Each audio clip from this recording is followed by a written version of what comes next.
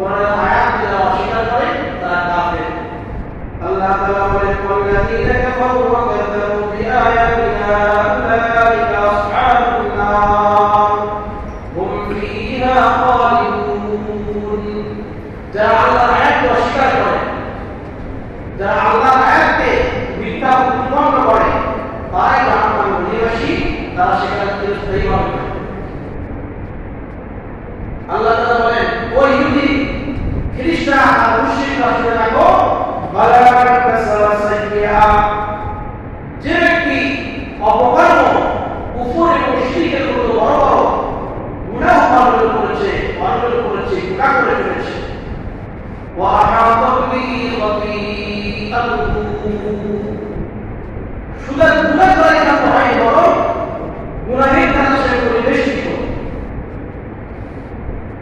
এত অপকর্মের ভিতরে শিরকের ভিতরে সে মৃত্যু পর্যন্ত সে শিরক থেকে কুফরি থেকে গুনাহের কাছ থেকে সে বের হতেই পারে।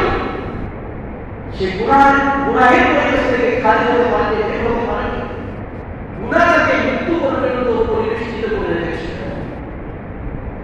এই গুনাহকে পরিবেষ্টিত করে তাকে জাহান্নামের ভিতরে নিক্ষেপ করে এবং সে স্থায়ীভাবে সেখানে থাকে।